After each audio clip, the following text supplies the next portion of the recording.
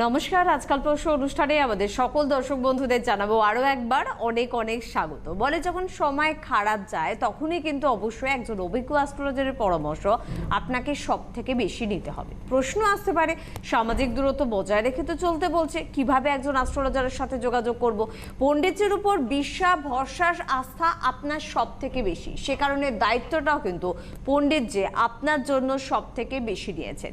নিজের গৃহ মন্দিরে কিন্তু অবশ্যই চেম্বার করছেন, অর্থাৎ আপনাকে পৌঁছে যেতে হবে। তাছাড়া অনলাইন কনসালটেন্সিও কিন্তু চলছে।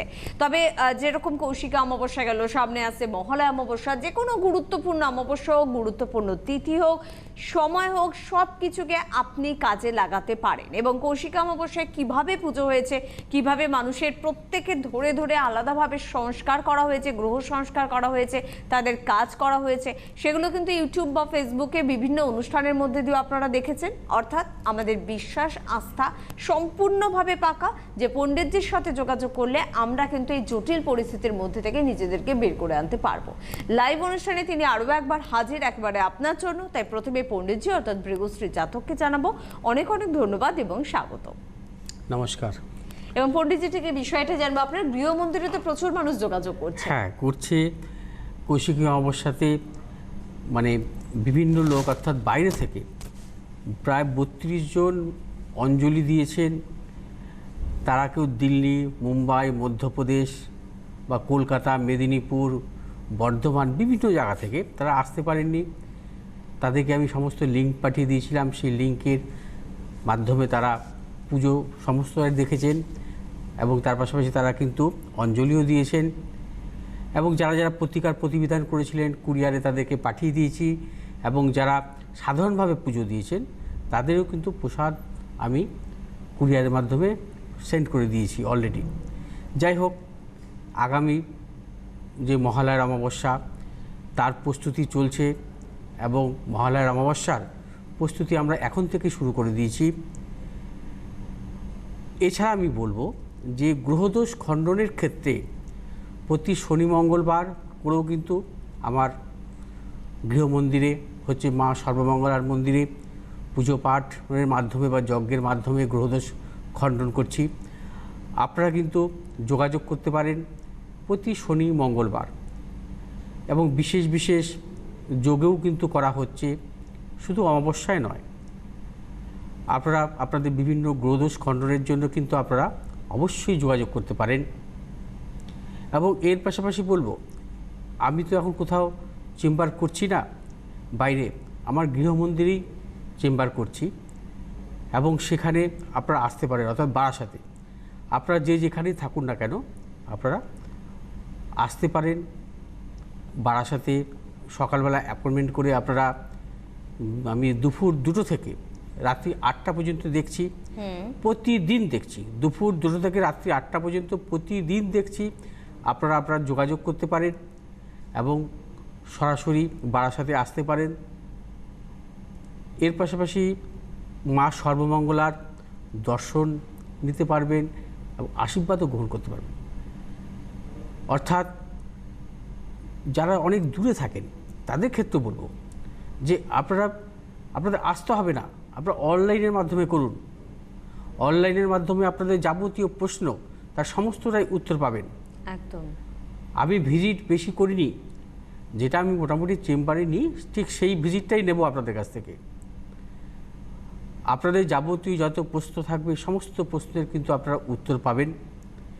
এবং আপনাদের জন্য গ্রহদোষ খণ্ডনের জন্য আপনারা যেহেতু দূরে থাকেন, আপনারা আসতে পারবেন না, তারও কিন্তু বিশেষ ব্যবস্থা আছে। সেগুলো আপনারা টেলিফোনের মাধ্যমে জানতে পারবেন। অর্থাৎ যখন আপনারা গ্রহদোষ আমাকে অনলাইনে প্রেডিকশন করাবেন, আপনারা যদি কোনো গ্রহদোষ থাকে সেক্ষেত্রে কী করণীয় সে আমার জানিয়ে দেওয়া হবে আপনাদের। আমি চেম্বারে না আসতে পারলে কোনো অসুবিধা নেই, আমি দূর থেকে যেটা করব, কাছে গেলেও আমি যেটা পাবো, দূর থেকে করলে আমি ঠিক সেটাই পাবো। অবশ্যই।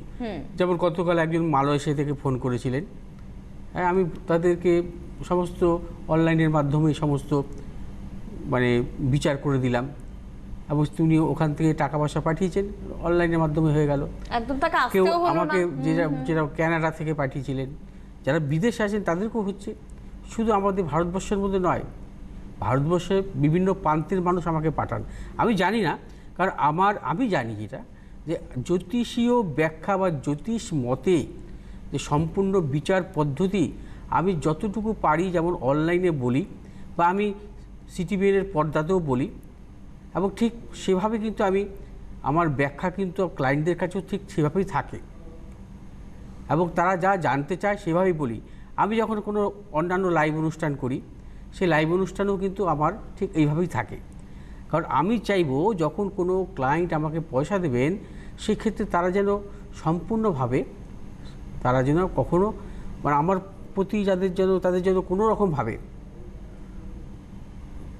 বিশেষভাবে তারা যেন কোনোভাবে আমার উপর অসন্তুষ্ট না হন, সেটাও আমি চিন্তাভাবনা রাখি, এবং তাদের সম্পূর্ণ বিচার আমি দিই, আমি চেষ্টা করি। অবশ্যই। পাশাপাশি পণ্ডিতজি আরেকটা কথা জানতে চাইবো, কৌশিক অমাবস্যায় প্রচুর মানুষ আপনার সঙ্গে যোগাযোগ করেছে, তারা প্রতিকার প্রতিবিধান করেছে রাজ্যের থেকে, রাজ্যের বাইরে থেকে, দেশের বিভিন্ন প্রান্ত থেকে। সামনে আসছে মহালয়া অমাবস্যা, বেশি সময় কিন্তু এখনো নেই, এই মুহূর্তেই বন্ধুরা যোগাযোগ করছেন। ঠিক কি কি ধরনের সমস্যার সমাধান আমরা মহালয়া অমাবস্যা পেতে পারি? দেখুন, যে ধরনের গ্রহদোষ আমাদের জ্যোতিষশাস্ত্র মতে, যে কোনো জাতক জাতিকার যে গ্রহদোষগুলো পাই আমরা, সে বিভিন্ন প্রকার গ্রহদোষ হতে পারে, কালসর্পদোষ হতে পারে, মাঙ্গলিক বা দারিদ্র দোষ, গুরুচরণ, নানাবিধ দোষ, এবং সেই দোষগুলো জন্মছকে থাকার দরুন তার জীবনে সাফল্যের ক্ষেত্রে অনেক ক্ষেত্রে বাধা বিড়ম্বনা আসে, এবং সেগুলোকে কিন্তু সেই গ্রহদোষ খণ্ডনের ব্যাপারে কিন্তু আমরা দুটো পদ্ধতি অবলম্বন করি, ব্যবহারিক পদ্ধতি আর বিশেষ করে হচ্ছে পুজো পাঠের মাধ্যমে আধ্যাত্মিক প্রণালীতে। আমি এখন বলবো যে ব্যবহারিক পদ্ধতিতে অনেক ব্যয় সাপেক্ষর ব্যাপার, কিন্তু আধ্যাত্মিক পদ্ধতিতে অনেক খরচ কম। একদম। এবং আপনি যে গ্রহদোষ খণ্ডন করবেন আমার কাছে, আমি সবসময় বলবো আপনি এসে করুন গ্রহদোষ খণ্ডন, আপনি আমার সামনে বসে করুন, আপনি আমার মন্দিরে বসে করুন, সেটা সব থেকে ভালো। একদম পণ্ডিতজি, কারণ আমরা কালকে ঠিক এই যেমন বিষয়ে আসবো। আমার কাছে এসেছিলেন গত শনিবার একজন পশ্চিম মেদিনীপুর থেকে, উনি ওখান থেকে এসে কিন্তু ওনার সামনে গ্রহদোষ খণ্ডন করে গেলেন।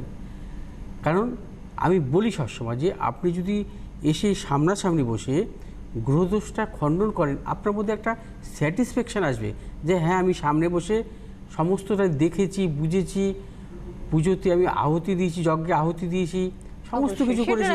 তার মধ্যে একটা মানসিক দিক থেকে সে একটা তার দৃষ্টিভঙ্গি, তৃপ্তিটা আলাদা আসবে।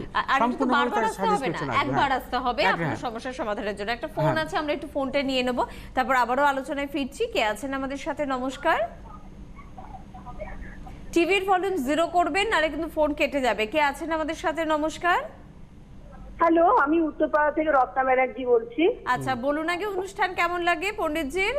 আমার অনুষ্ঠান তো অসম্ভব ভালো লাগে, বহুদিন পণ্ডিতজির অনুষ্ঠান পাইনি, আজকে মানে পেয়ে মানে আমি ভীষণ ভীষণ খুশি। আচ্ছা, আর আজকে কার সম্বন্ধে ওনার জানবেন? প্রোগ্রাম দেখতে অসম্ভব ভালো লাগে, মানে রেগুলার আমি মানে দেখি আজকে ওনার অনুষ্ঠান। আচ্ছা, আজকে আমি আমার ছেলের সম্পর্কে। পণ্ডিতজি যেমন একদিক থেকে ভীষণ অভিজ্ঞ বিষয়টাতে, দ্বিতীয়ত খুব ভালো মনের একজন মানুষ, এই দুয়ের সমন্বয়ে একজন ভালো অ্যাস্ট্রোলজার তৈরি হন। ঠিক সে কারণেই পণ্ডিতজিকে আমরা এতটা রেসপেক্ট করে থাকি। আপনি ছেলের সম্বন্ধে জানবেন, ছেলের ডেট অফ বার্থটা বলুন। হ্যাঁ, আমি ছেলের সম্পর্কে জানি। বলুন বলুন বলুন, ডেট অফ বার্থ বলুন। 28 নভেম্বর 1994। আচ্ছা, সময়টাও বলবেন। সময় হলো 35 সকাল। কটা 35? সকাল 7:35। জন্মস্থান বলবেন। জন্মস্থান উত্তরপাড়া, সোমবার। উত্তরপাড়া, বেশ। আপনি রাশি লগ্ন নোট করুন, পণ্ডিতজি বলবেন। হ্যাঁ, সোমবারই জন্ম, ধনু লগ্ন, কন্যা রাশি তো। হ্যাঁ। আচ্ছা, উত্তর ফাল্গুনী নক্ষত্র, নরগণ ওর কৃষ্ণপক্ষের দশমীতে জন্ম, ঠিক আছে? আচ্ছা, ঠিক আছে, আমি একটু জন্মছকটা দেখে নিচ্ছি।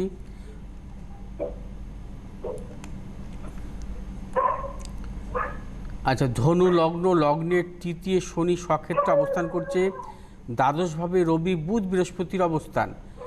আচ্ছা, পঞ্চমে কেতু, একাদশে শুক্র স্বক্ষেত্রে অবস্থান করছে, দশমভাবে চন্দ্রের অবস্থান, নবমভাবে মঙ্গলের অবস্থান, রবি, বুধ এবং বৃহস্পতি। রবি হচ্ছে 11 ডিগ্রিতে ছিল, বুধ হচ্ছে 2 ডিগ্রিতে ছিল। আচ্ছা, আর বৃহস্পতি হচ্ছে 3 ডিগ্রিতে। অর্থাৎ বুধটাকে দেখছি কম্বাস্ট অবস্থায় আছে, দশমপতি বৃহস্পতিও কম্বাস্ট অবস্থায় আছে, বৃহস্পতি শনির নক্ষত্রে আছে। আচ্ছা, রবিও শনির নক্ষত্রে আছে, বুধ হচ্ছে বৃহস্পতির নক্ষত্রে আছে। ঠিক আছে, এবার জন্মছকে এখন বর্তমানে মহাদশাটা দেখে নিচ্ছি। এখন বর্তমানে রাহুর মহাদশা। রাহু হচ্ছে একাদশভাবে অবস্থান করছে, রাহুর সাথে অন্তর্দশা চলছে, শনির অন্তর্দশা। রাহু শনির দশা অন্তর্দশা।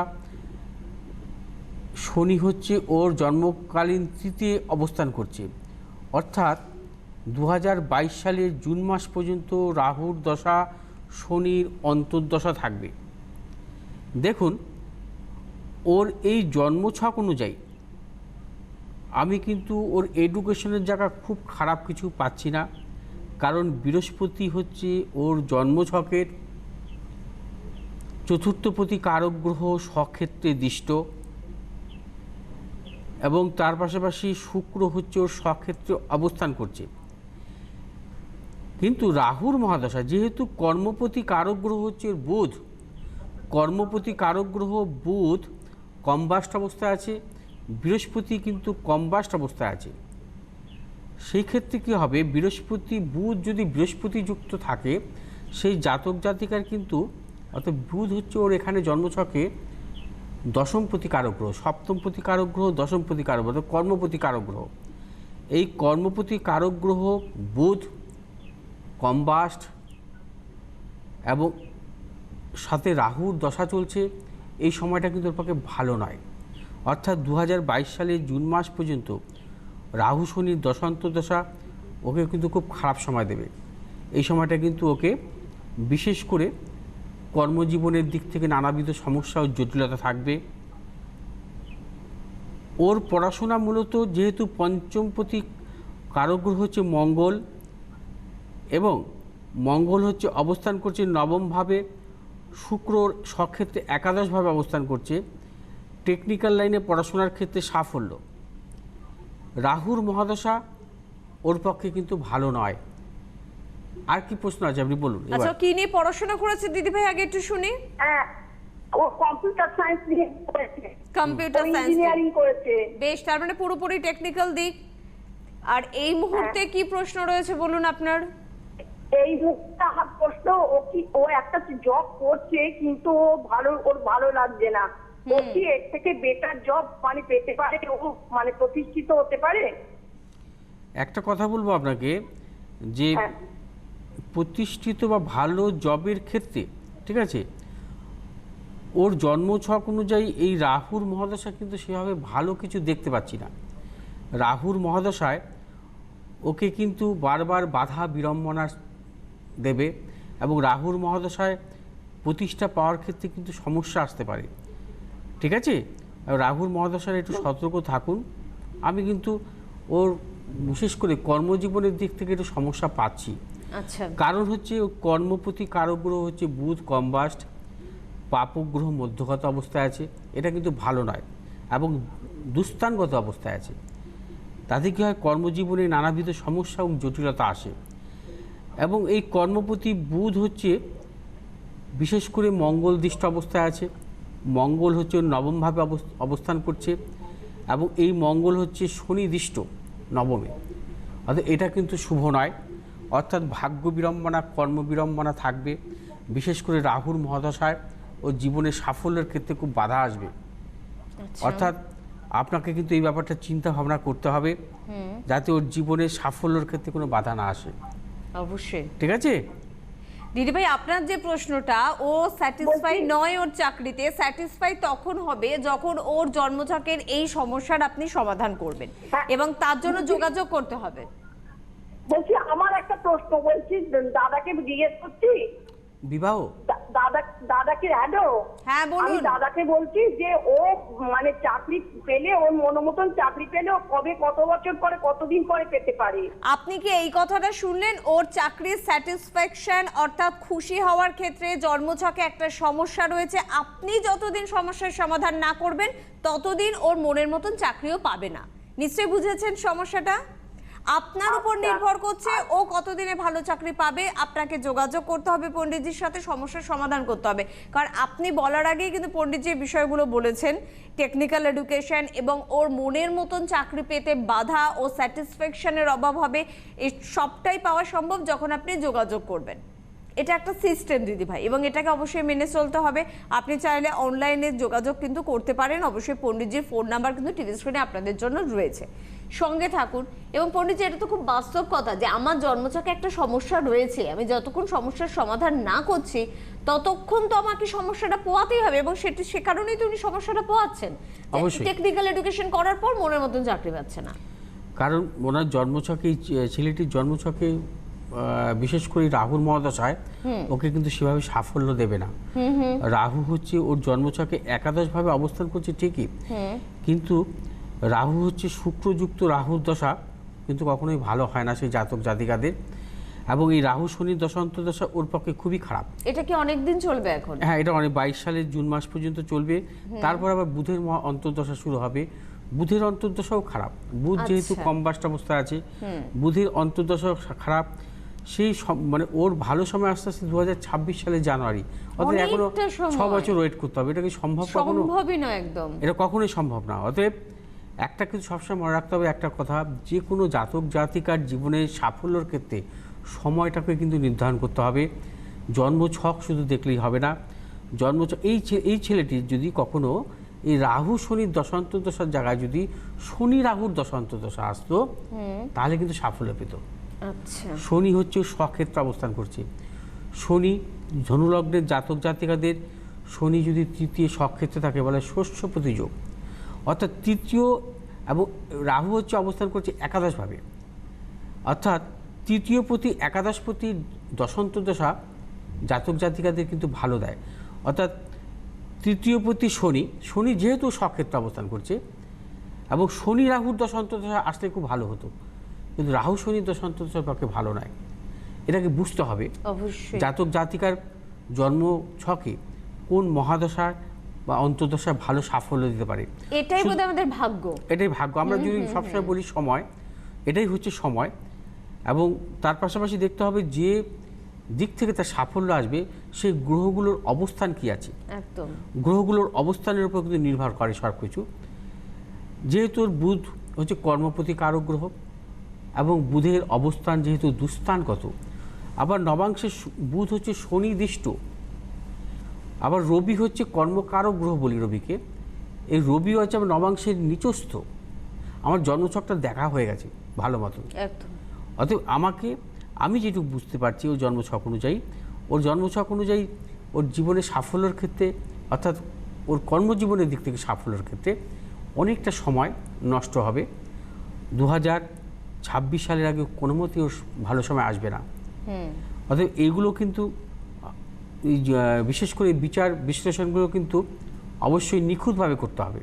যাই হোক, যেটা নিয়ে আলোচনা করছিলাম, অবশ্যই অবশ্যই। কিন্তু উনি যদি ফেলে রাখেন বিষয়টা, ও পণ্ডিতজি বললেন বোধহয় ঠিক হয়ে যাবে, তাহলে 2026 সালের পরে আবার আপনাকে নাকের জলে চোখের জলে হতে হবে। তাই এখনই যোগাযোগ করুন, তাড়াতাড়ি সমস্যার সমাধান করুন। আর যে বিষয়টা নিয়ে আমরা কথা হ্যাঁ বলছিলাম, বলছিলাম, আমি আরেকটু বলবো এই বিষয়ে, যে আমি বলেছি শনি রাহুর দশান্তর্দশা কেন ভালো হয়। হ্যাঁ হ্যাঁ, এর আবার শনি যেমন স্বক্ষেত্রে আছে, আবার কিন্তু শনি কিন্তু বর্গোত্তম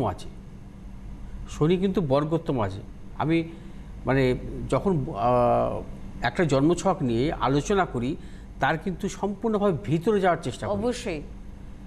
যেহেতু শনি ওর রাশিচক্রে সে লগ্নের তৃতীয় স্বক্ষেত্রে আছে, আবার ঠিক নবাংশ স্বক্ষেত্রে বর্গোত্তম অবস্থায় আছে। অর্থাৎ শনি রাহুর দশান্তর্দশা হলে ছেলেটি দুর্দান্ত সাফল্য পেত।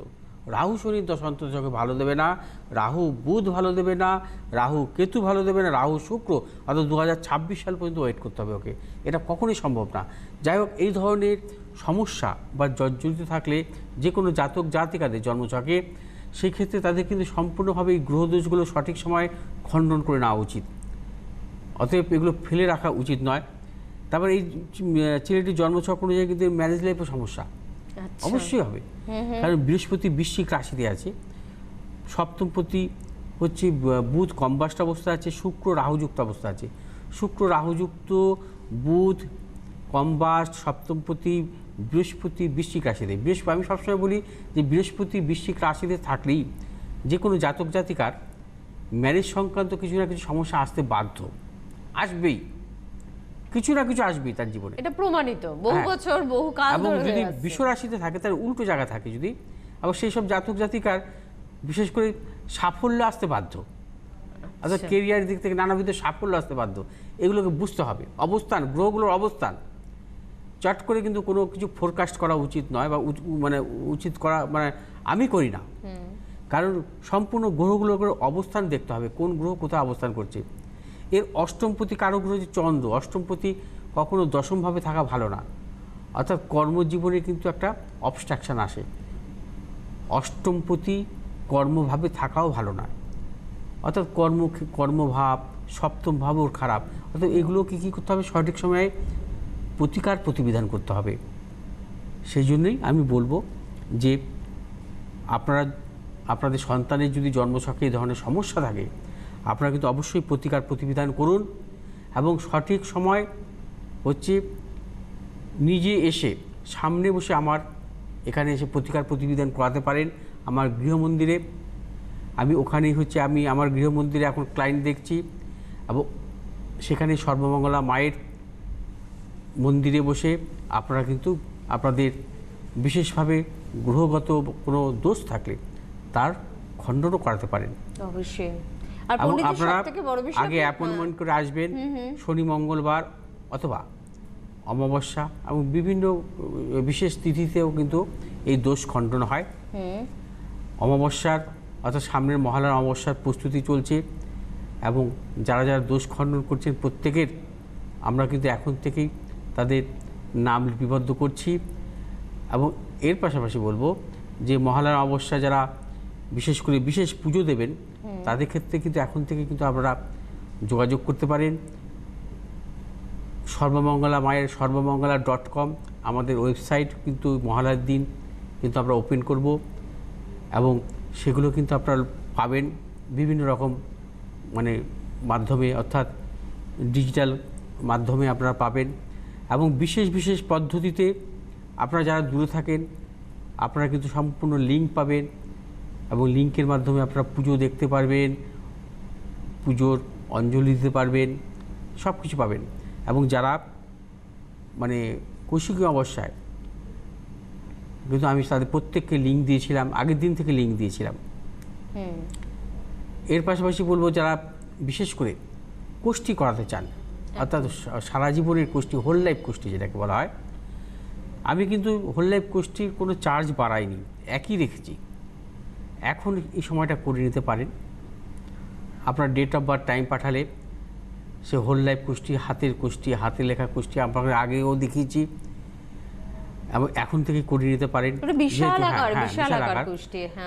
যখন এই সমস্ত লকডাউন পিরিয়ড সব শেষ হয়ে যাবে, অবশ্যই আমার ইচ্ছা আছে জানুয়ারি মাস থেকে আবার মানে আমাকে সব জায়গায় পাবেন।